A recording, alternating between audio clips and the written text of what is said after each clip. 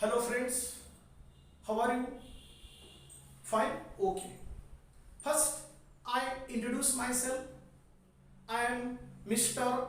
Khandait Fiti. I write here properly Mr. Khandait Fiti.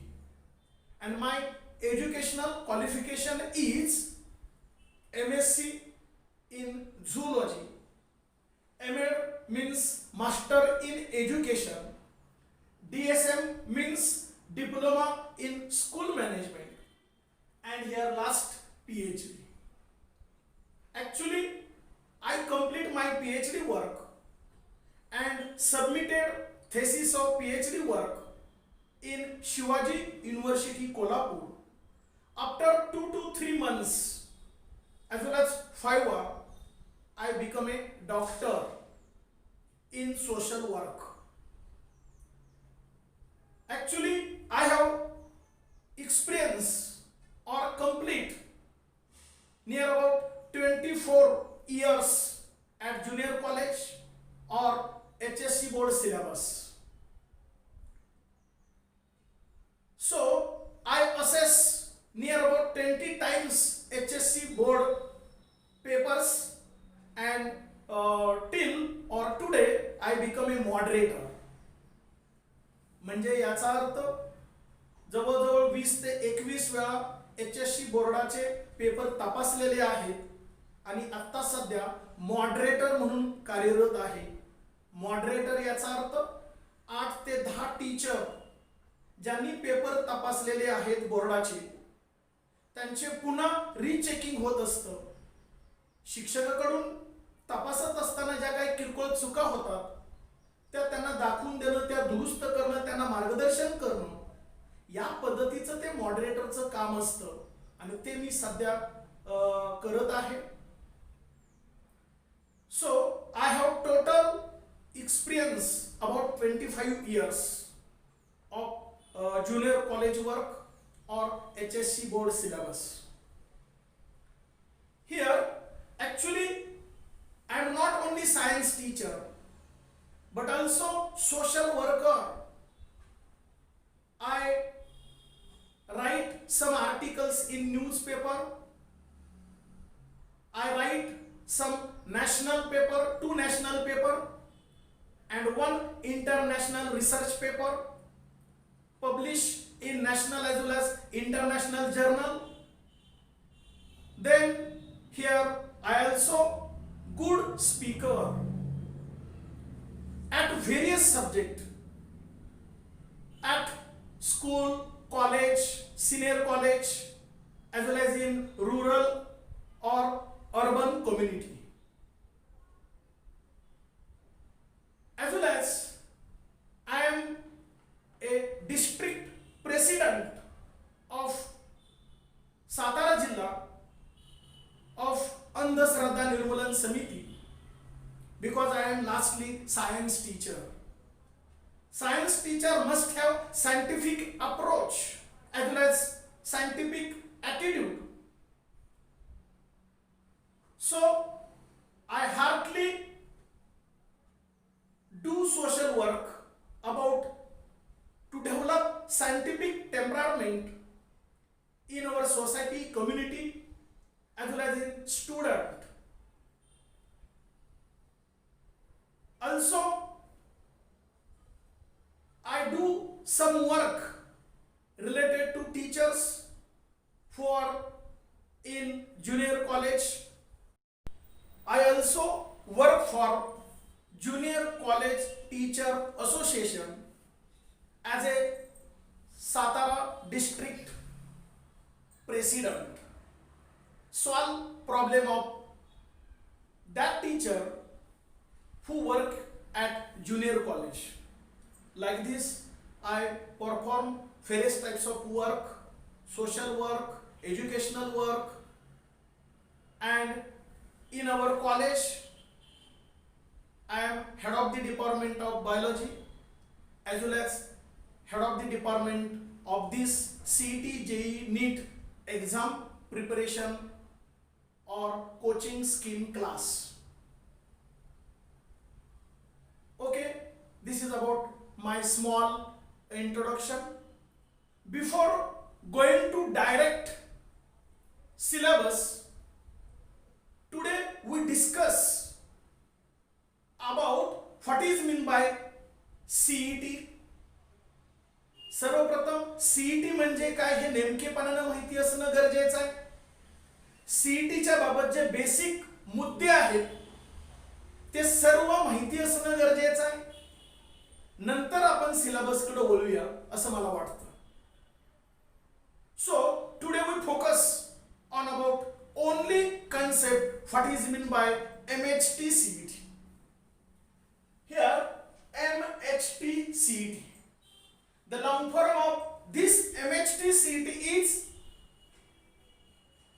Maharashtra Health Technical Common Entrance Test.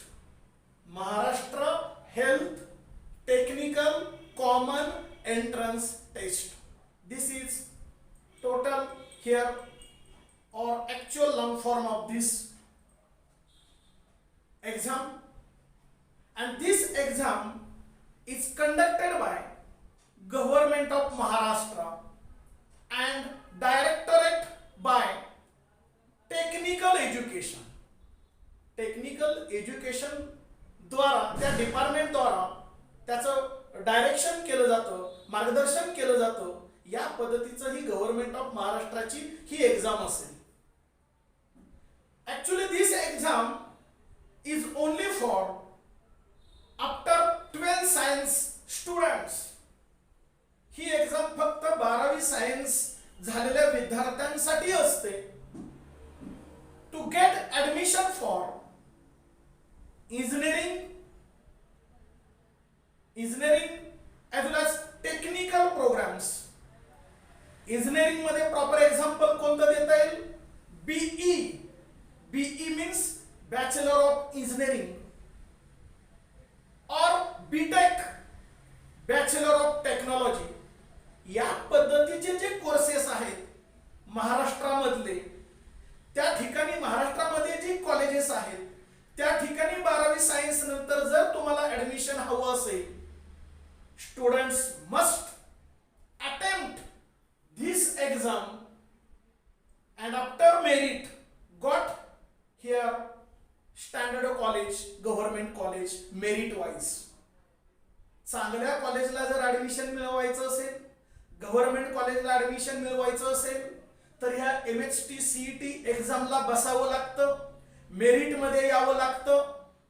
त्यानुसार हवा तो course इंजिनिअरिंगचा मिळू शकतो, तो बीई असेल किंवा बीटेक असेल. Also this exam is for pharmacy, diploma in pharmacy असेल किंवा बॅचलर इन फार्मसी असेल. फार्मसी साठी सुद्धा ही एक्झाम कंपल्सरी द्यावी लागते. त्यामुळं ही एक्झाम ज्यांना फार्मसीला जायचंय आणि ज्यांना बीई किंवा बीटेकला जायचंय महाराष्ट्रातल्या चांगल्या कॉलेजेसना, त्या विद्यार्थ्यांनी कंपल्सरी ही परीक्षा द्यावी लागते आणि मेरिट मध्ये यावं लागतं. फक्त 12वीच्या बोर्ड परीक्षेमध्ये जर तुम्हाला जास्त मार्क पडले तर तुम्हाला या कोर्सेसला ऍडमिशन मिळत नाही, तर ही परीक्षा कंपल्सरी द्यावी लागते, मेरिट मध्ये यावं लागतं. तेव्हा कुठेतरी तुम्हाला चांगली कॉलेजेस मिळत असतात, ऍडमिशन मिळत असतं. याचा earth this exam is only for to get admission in pharmacy as well as BE and BTech of Maharashtra state colleges. Is it clear? Then here all information about MHT CET getting from website. Here this is the proper website. MHT CET. दरवर्षी साल बदलेल, year बदलेल. या वर्षीचं 2020 mahaonline.gov.in हे year फक्त बदलत असतं. या पद्धतीची ही वेबसाईट आहे. ही वेबसाईट जर अधूनमधून तुम्ही फॉलो केली तर त्याच्यावरती तुम्हाला या परीक्षेच्या संदर्भात डिटेल अपडेट्स मिळत असतात, नोटिफिकेशन्स मिळत असतात, बऱ्यापैकी माहिती मिळत असते. त्यामुळे या वेबसाईटवरती अधूनमधून तुम्ही भेट देणं गरजेचं आहे, म्हणजे तुम्हाला त्या वेळेला नोटिफिकेशन्स किंवा डिटेल माहिती अपडेट मिळत जातील. ही वेबसाईट तुमच्या दृष्टिकोनातून फार महत्त्वाची आहे. ऍक्च्युली दिस एक्झाम ऍप्लिकेशन, या एक्झामला जर तुम्हाला ऍप्लिकेशन करायचं असेल तर केव्हा? After Deepawali vacation, near about December और जानेवारी मंथ. दीपावलीची सुट्टी संपल्यानंतर डिसेंबर जानेवारी या महिन्याच्या कालखंडामध्ये या एक्झामच्या संदर्भात नोटिफिकेशन इन न्यूजपेपर, पेपरमध्ये नोटिफिकेशन येत असतं. टीव्हीच्या बातम्या, न्यूज मध्ये सुद्धा, टीव्ही चॅनल न्यूज वरती सुद्धा नोटिफिकेशन किंवा बातमी येत असते, किंवा या वेबसाईट वरती तर अपडेट डिटेल असतातच. या पद्धतीचं नोटिफिकेशन आलं की ऑनलाईन, कॉम्प्युटर बेस ऑनलाईन तुम्हाला ऍप्लिकेशन करायचं असतं. कंपल्सरी ऍप्लिकेशन करावं लागतं. विदाउट ऍप्लिकेशन या परीक्षेला बसता येत नाही. You must apply with the help of online process, computer base. या पद्धतीने तुम्हाला डिसेंबर जानेवारी महिन्यामध्ये जेव्हा नोटिफिकेशन येईल तेव्हा तुम्हाला ऍप्लिकेशन करावं लागेल. फिर यू गो इन 12वी सायन्स. यंदा 11वी सायन्स मध्ये असताना नाही, तर जेव्हा तुम्ही 12वी सायन्स मध्ये जाल तेव्हा डिसेंबर जानेवारी महिन्यामध्ये जेव्हा नोटिफिकेशन येईल तेव्हा त्यावेळेला त्यांनी तो कालखंड दिलेला असतो 1 महिन्याचा वगैरे. तेवढ्या वेळेच्या आत तुम्हाला ऑनलाईन प्रोसिजर करून तो फॉर्म भरायचा असतो. मग फॉर्म भरल्यानंतर एक्झाम कधी असते? Exam is near about May month. मे महिन्यामध्ये एक्झाम असते. नियर अबाउट फर्स्ट और सेकंड वीक, पहिल्या किंवा दुसऱ्या आठवड्यामध्ये मे महिन्याच्या ही याची एक्झाम असते. आफ्टर 12th सायन्स, 12वी सायन्स नंतर. But here due to COVID-19 lockdown period, here the time table of this examination is here fluctuating, सतत बदलतंय. कारण COVID-19चा जो लॉकडाऊनचा आताचा पिरियड आहे तो अत्यंत भयानक चालू आहे, त्याच्यामुळे त्याचं टाइम टेबल फ्लक्च्युएट होत आहे. परंतु रेग्युलर कॉलेज जेव्हा व्यवस्थित चालू असतात तेव्हा मात्र मे महिन्याच्या पहिल्या किंवा दुसऱ्या आठवड्यामध्ये याच्यावरती एक्झाम असते. आणि म्हणून याचं प्रिपरेशन करण्यासाठी 11वी सायन्स, 12वी सायन्स 2 वर्ष तुम्हाला मिळतात. आणि म्हणून याचं प्रिपरेशन 11वी सायन्स पासूनच करणं गरजेचं आहे. याच्यावरती फोकस करणं गरजेचं आहे. आणि म्हणून पहिल्याच लेक्चरला सीईटीच्या एक्झाम बाबत मी माहिती सांगतोय. कारण आपला बेस पक्का असेल, आपल्याला माहिती पक्की असेल तर आपण कॉन्फिडेंटली भविष्यात येणाऱ्या ज्या काय एक्झाम असतील त्याला तुम्ही सामोऱ्या जाऊ शकता. आणि म्हणून पहिल्याच लेक्चरला याची बेसिक माहिती, इन्फॉर्मेशन या ठिकाणी मी देत आहे. Then here examination mode. Actually this exam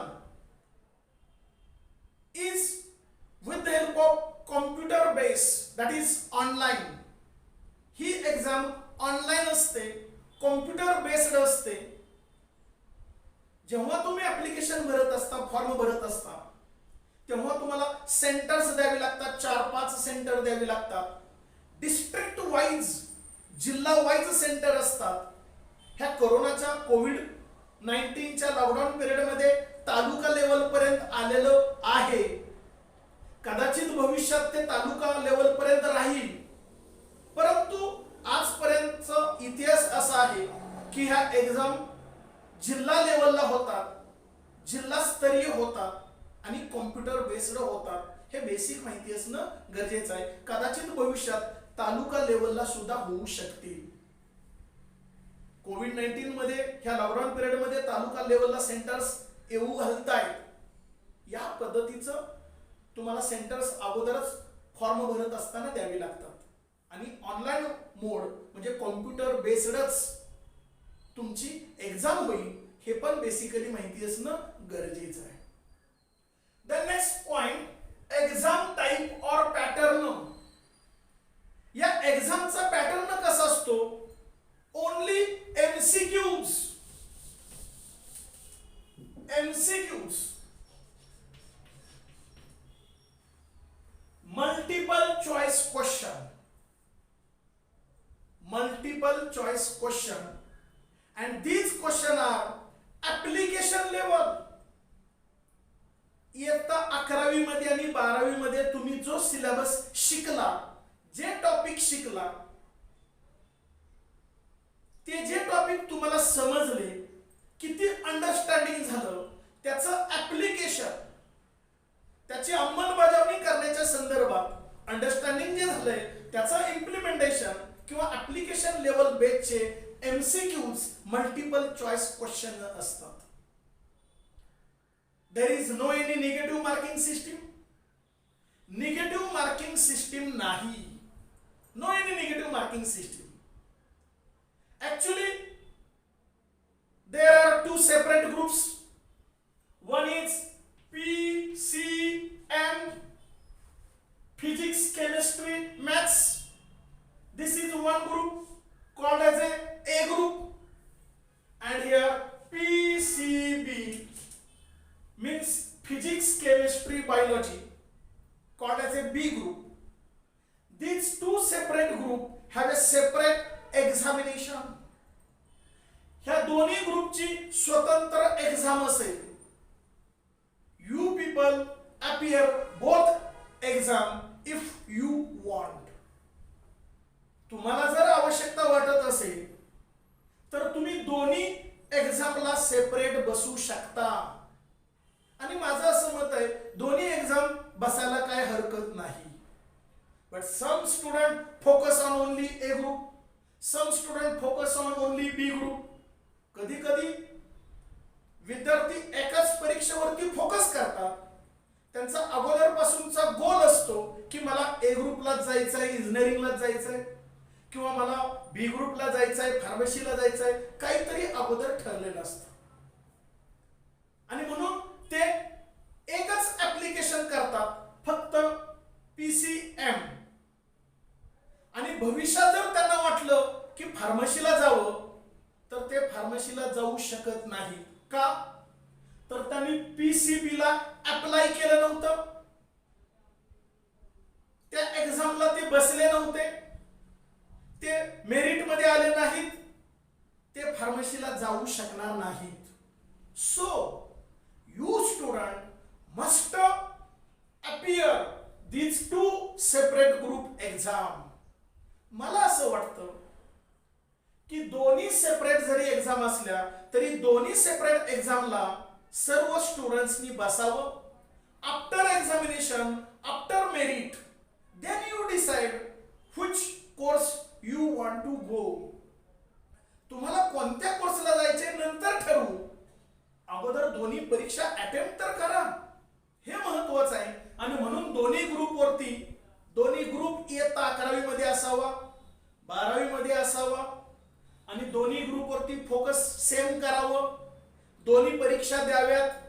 आणि नंतर भविष्यात ज्या ग्रुपमध्ये चांगली मार्क पडतील आणि ज्याला चांगलं कॉलेज मिळेल त्या ठिकाणी ऍडमिशन घ्यावं, असं मी टीचर म्हणून ढोबळमानानं सांगेन. But some student have a separate focus. काही जणांनी आधीपासूनच ठरवलेलं आहे, दे आर रिजिड, ते एकदम आपल्या भूमिकेशी ठाम आहेत, निश्चित आहेत. त्यांनी कन्फर्म ठरवलंय की मला फक्त आणि फक्त बी ग्रुपला जायचं आहे, मला फक्त आणि फक्त ए ग्रुपला जायचं आहे. Okay, no problem. त्यांनी जर कंपल्सरी ठरवलेलंच असेल तर नो प्रॉब्लेम. कारण प्रत्येकाची आवड, प्रत्येकाचा कल, इंटरेस्ट वेगळा असतो. लोकशाही आहे, ज्याला जे आवडतं त्यानं ते करावं, नो प्रॉब्लेम. पण तरी सुद्धा संभाव्य धोका म्हणून मी सांगितला. यावर्षी मला एका विद्यार्थ्याचा फोन आला की सर, पूर्वी मला इंजिनिअरिंगला जायचं हे माझं फोकस होतं, परंतु आता मला असं वाटतं इंजिनिअरिंगला नको जायला, आणि माझी अडचण अशी झाली, मी फक्त पीसीएमच दिलेला आहे. पीसीबीला अप्लाय केलं नव्हतं, परीक्षा दिली नाही, आणि आता मला फार्मसीला जायचं आहे, मी काय करू? असं चुकून होतं. असं होऊ नये म्हणून मी हे सर्व एक्सप्लेनेशन दिलं, आणि म्हणून मी म्हटलं शक्यतो दोन्ही एक्झामला तुम्ही अप्लाय करा, दोन्ही एक्झाम बसा, ज्याच्यामध्ये जास्त मार्क पडतील आणि भविष्यामध्ये चांगल्या कोर्सला ऍडमिशन मिळेल, त्याच्यानुसार तुम्ही भविष्यात त्याला जावं, असं एक टीचर म्हणून मला सांगावंसं वाटलं. So I discuss here this point, म्हणून मी हे सांगितलं. Here the physics and chemistry both the subjects have only 100 marks. 100 marks. Physics 50, chemistry 50. 100 marks paper, and time is here 90 minutes. 90 minutes. 90 मिनिटाची वेळ असते. 100 ऑब्जेक्टिव्ह असतात, त्यातले 50 फिजिक्सचे असतात, 50 केमिस्ट्रीचे असतात. या पद्धतीचं 100 मार्कचं फिजिक्स केमिस्ट्री मिळून असेल, 90 मिनिटाचा वेळ असेल.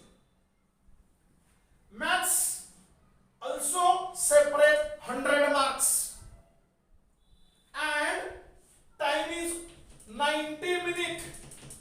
90 मिनिटाचा वेळ असेल, आणि स्वतंत्र एकटा मॅथ्स is for 100 marks, 100 मार्काला असेल. Here this each and every question is only for 1 mark. Physics आणि केमिस्ट्रीचा प्रत्येक प्रश्न फक्त एका मार्काला असतो. each question carry only 1 mark and there is no any negative system. Negative system नाही. मार्क चुकलं तर मार्क कट होणार नाही. जेवढे बरोबर येतील तेवढे मार्क मिळतील. एका मार्काला एक प्रश्न असेल physics chemistry. But here maths is about, here each question carry 2 marks. मॅथ्सचा मात्र एका प्रश्न बरोबर आला की 2 मार्क मिळतात.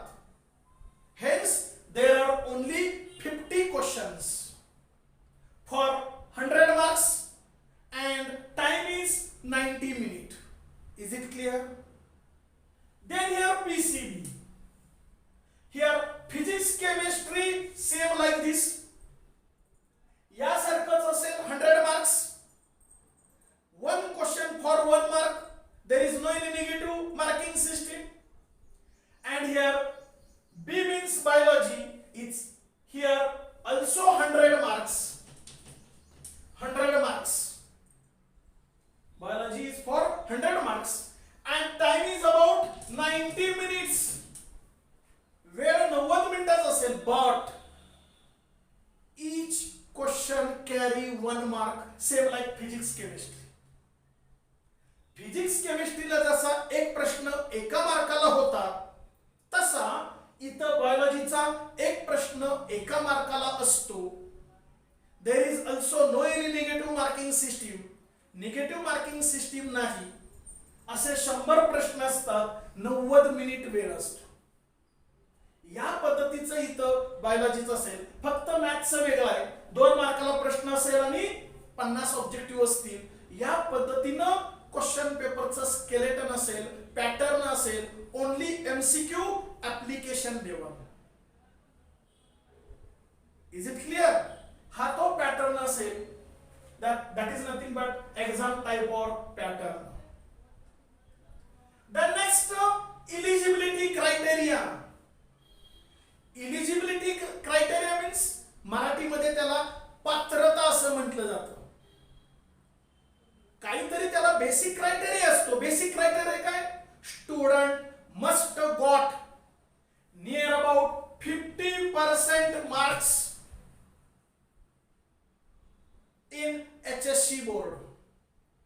12वी सायन्सची तुम्ही जी परीक्षा देणार आहात त्याच्यामध्ये 50% कंपल्सरी पडले पाहिजेत. कंपल्सरी 50%. हे अत्यंत महत्वाचा क्रायटेरिया आहे. For general student means open student, जे ओपन कॅटेगरी मधले आहेत त्यांना कमीत कमी 50% मार्क पडावे लागतात 12वी बोर्ड परीक्षेमध्ये.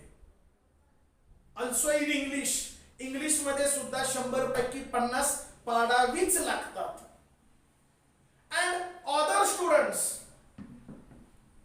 Category student, ST, SC, NT, OBC, SBC, EWS, हे जे काही कॅटेगरी मधले स्टुडंट्स आहेत they must got 45% in HSC board.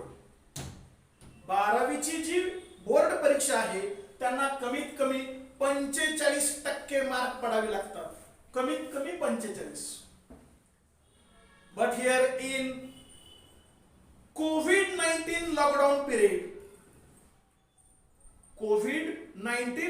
period, there is again 5% less in eligible criteria. जो पात्रतेच्या संदर्भातला जो क्रायटेरिया आहे तो अजून 5% कमी केलाय. म्हणजे ओपन विद्यार्थी आहेत त्यांना 50% आहेत, म्हणजे त्यांना 45% असली तरी चालतील.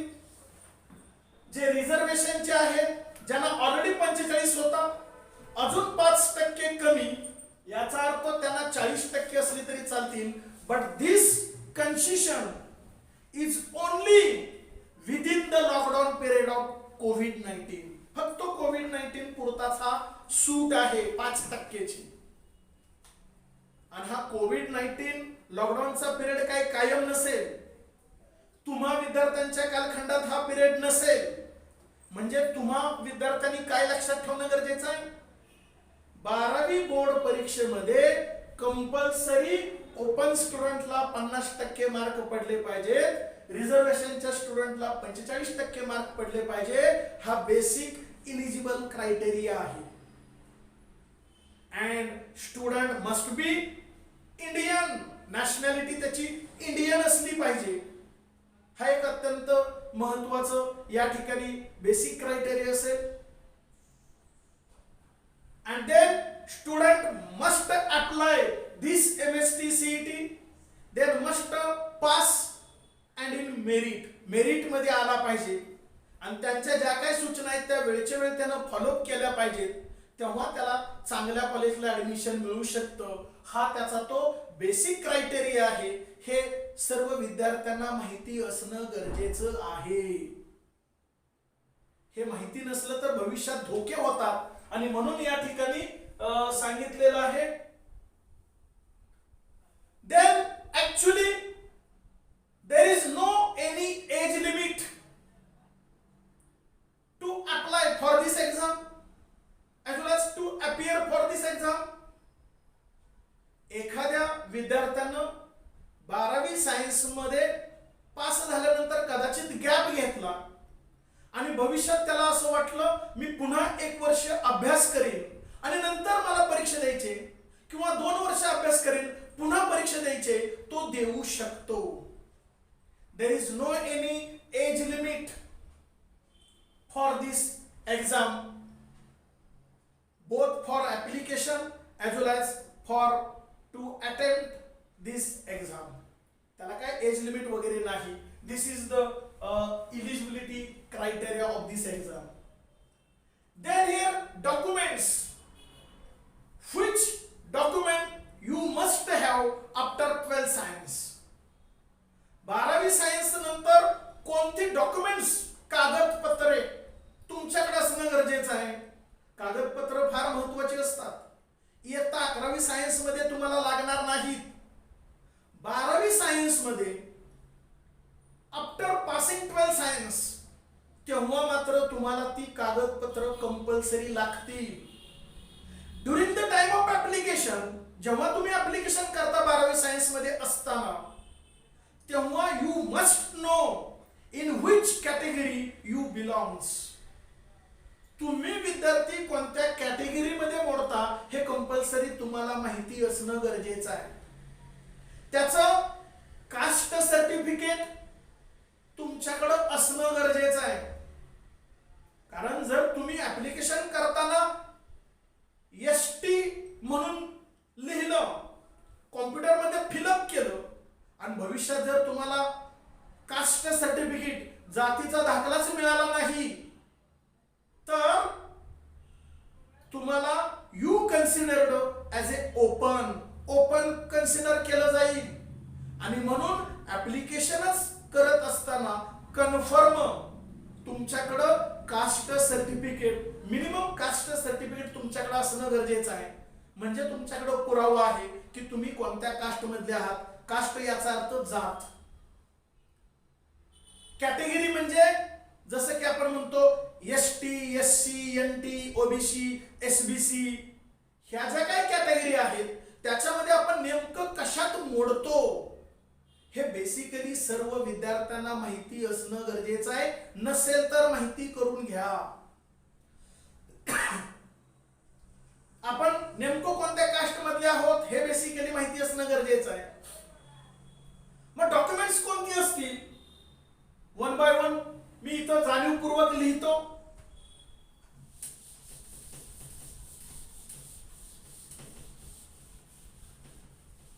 Here first one, 12 science, both mark list and certificate. Mark list and certificate. HSC board तुम्ही पास झालाय त्याचं मार्क लिस्ट प्लस सर्टिफिकेट, त्याचं सर्टिफिकेट एक स्वतंत्र असतं.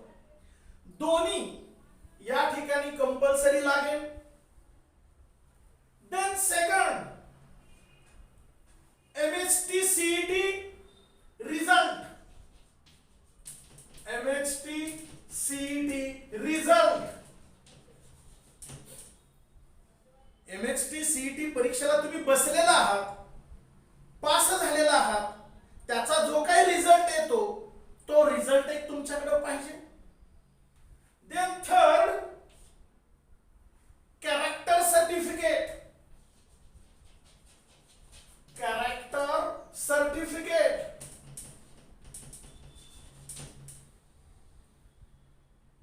कॅरेक्टर सर्टिफिकेट वागणुकीच्या संदर्भातला दाखला. तुमची वागणूक कशी आहे, म्हणजे तुमच्यावर चुकून एखादी केस वगैरे नाही ना, वर्तणुकीचा दाखला. वर्तणुकीचा दाखला, वागणूक. कधी कधी काय चुकून एखादी केस वगैरे असू शकते, त्यामुळं हा सुद्धा दाखला लागतो. Then fourth, migration certificate. Migration certificate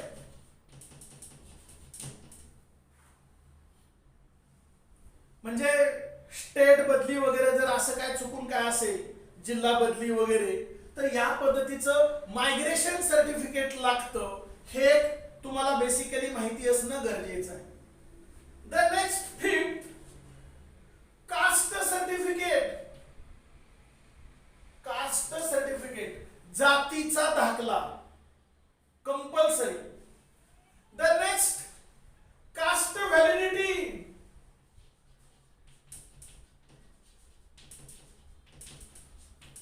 Those students who belongs to ST, SC, NT, OBC, SBC, हे जे काय कॅटेगरी मधले विद्यार्थी आहेत कंपल्सरी त्यांना कास्ट व्हॅलिडिटी. कास्ट व्हॅलिडिटी म्हणजे कसलं, जात पडताळणी दाखला. ते सर्टिफिकेट कंपल्सरी लागेल आणि ते 12वी सायन्स मध्ये असताना प्रोसेस करणं गरजेचं आहे. After Deepawali vacation. Deepawali vacation December पासून ते एप्रिल पर्यंत तुम्हाला जो 3-4 महिन्याचा कालखंड मिळतो, त्या 3-4 महिन्यामध्ये आपल्या पालकांच्या मदतीनं तुम्ही ही कास्ट व्हॅलिडिटी करून घेणं गरजेचं आहे. हे फार महत्वाचं आहे. म्हणजे तुमचा रिझल्ट लागला 12वी सायन्सचा की त्यावेळेला तुमची सगळी कागदपत्र तयार असतील. त्यामुळे हे फार महत्वाचं आहे.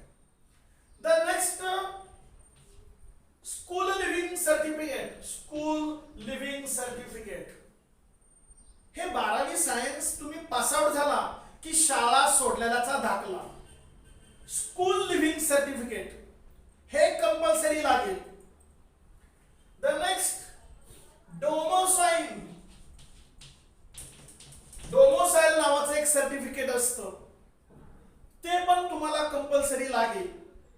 या ठिकाणी शक्यतो OBC, creamy layer, non creamy layer, domicile, OBC कॅन्डिडेट्सना शक्यतो लागत असतं, उत्पन्न वगैरे वगैरे, त्या संदर्भातला हा महत्वाचा दाखला आहे domicile. And here last MHT CET admit card. Admit card त्याच्या संदर्भातलं प्रवेशाचं जे कार्ड असतं ते कंपल्सरी लागेल. एवढीही डॉक्युमेंट्स जाणीवपूर्वक मी लिहिलेली आहेत. ही डॉक्युमेंट्स तुम्हाला 12वी सायन्स मध्ये आफ्टर दीपावली व्हेकेशन ही कंप्लीट करून हळूहळू एक एक एक एक कंप्लीट करून घेणं गरजेचं आहे. त्यातलं 12वीचा रिझल्ट लागल्यानंतर कोणकोणती असणार आहेत? MHT CET हे मार्क लिस्ट आणि स्कूल लिव्हिंग सर्टिफिकेट आणि हे ऍडमिट कार्ड, हे 12वी सायन्स झाल्यानंतर आणि 12वी सायन्स मध्येच असताना आफ्टर दिवाळी व्हेकेशन ही बाकीची कागदपत्र तुम्ही काढायला सुरुवात केली पाहिजे पालकांच्या मदतीनं. कारण तुम्ही अभ्यासाच्या फेज मध्ये असता, परीक्षा जवळ आलेली असते बोर्डाची, तुम्ही विद्यार्थी म्हणून अभ्यास करत बसा, पण पालकांनी ही बाकीच्या जानेवारी नंतर म्हणजे ते शैक्षणिक वर्ष त्याच्यावरती येतं, नवीन कागदपत्र तयार होतात. शक्यतो जानेवारी महिन्यानंतर ही कागदपत्र तयार करायला घेणं गरजेचं आहे. म्हणजे जानेवारी, फेब्रुवारी, मार्च, एप्रिल, मे आणि जून 5-6 महिन्याचा कालखंड मिळतो. ही व्यवस्थित सर्व मिळतात. या पद्धतीचं तुम्ही प्रिपेअर असणं गरजेचं आहे. Then most important points is how to prepare this exam. ही एक्झाम प्रिपेअर कशी करायची, त्याची तयारी कशी करायची, अत्यंत महत्वाचा मुद्दा आहे.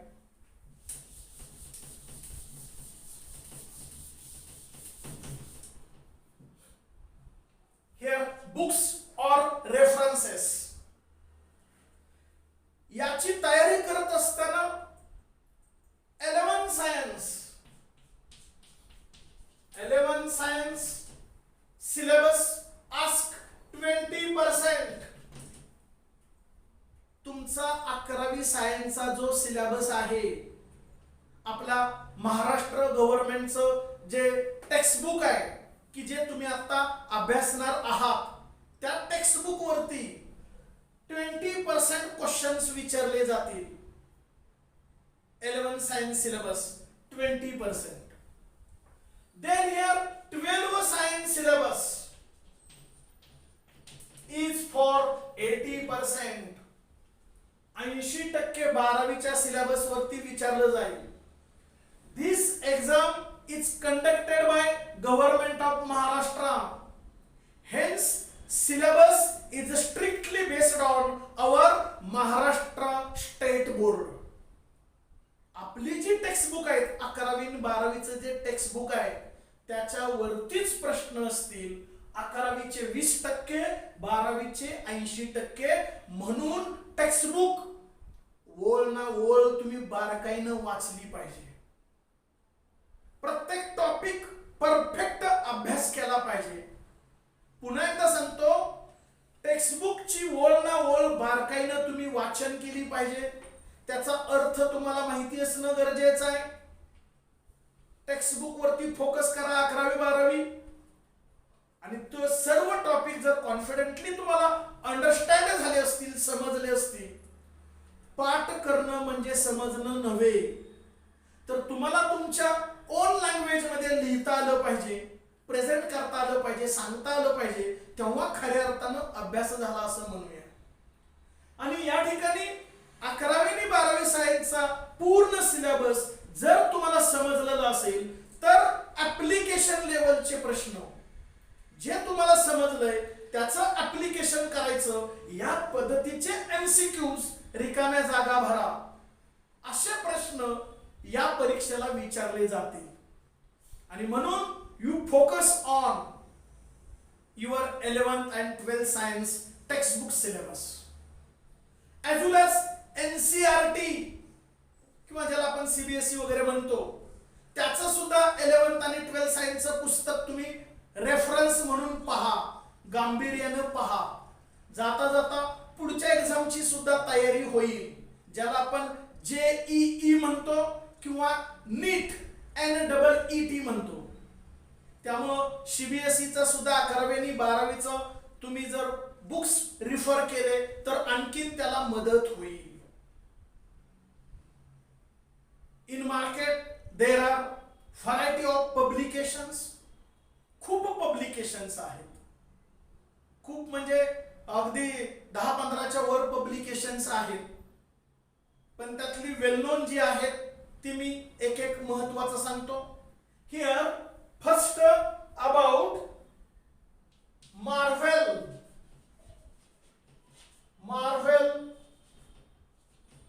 Publication.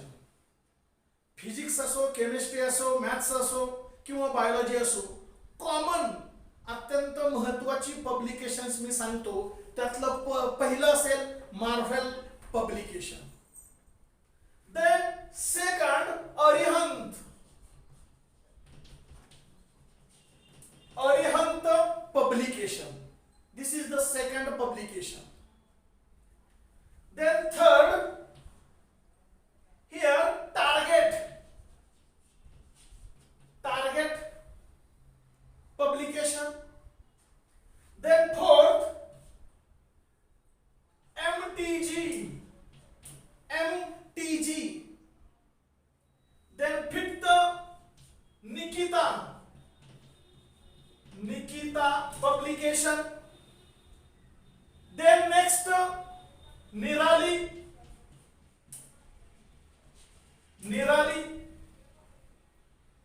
Then next, Disha. Disha is also popular. Disha, Marvel, Arihant, Target. These are well known or popular publication. मार्केटमध्ये बऱ्यापैकी चालणारी ही पुस्तकं आहेत. त्यामुळं ह्या सर्व पुस्तकावरती फोकस टाकणं गरजेचं आहे. आणि last modern ABCD. These are the popular publications related to reference books. जी काय रेफरन्स बुक मार्गदर्शक म्हणून लागतात ती ही अत्यंत महत्वाची पब्लिकेशन्स मी या ठिकाणी सांगितली. ह्या सर्व प्रकाशनाची पुस्तकं या ठिकाणी तुम्ही रिफर करणं गरजेचं आहे. पण फोकस तुमचा 11वी आणि 12वी टेक्स्टबुक वरती असणं गरजेचं आहे. त्यातली ओळ ना ओळ तुम्हाला माहिती असणं गरजेचं आहे, ती समजणं गरजेचं आहे. CBSEचं जे काय सिलेबस असेल 11th सायन्स 12th सायन्स त्याच्यावर तुम्ही फोकस करणं गरजेचं आहे. खरं तर त्या सिलेबसमध्ये आपल्या सिलेबसमध्ये फारसा फरक नाही. Near about only 10 to 15% difference, 10 ते 15% फरक राहिलाय. आपला महाराष्ट्र स्टेट गव्हर्नमेंटचा सिलेबस आणि CBSEचा सिलेबस आता बऱ्यापैकी मॅच झालेला आहे. 10% फक्त फरक राहिलेला आहे. त्यामुळे आता आपल्या महाराष्ट्रातल्या विद्यार्थ्यांनी फार टेन्शन घ्यायची गरज नाही. आणि रेफरन्स बुक म्हणून या पुस्तकांचा वापर करणं गरजेचं आहे. या पद्धतीने जर तुम्ही तयारी केली इयत्ता 11वी मध्ये आणि 12वी मध्ये, then you must achieve your target and easily face this MHT CET exam. I hope you understand today's concept.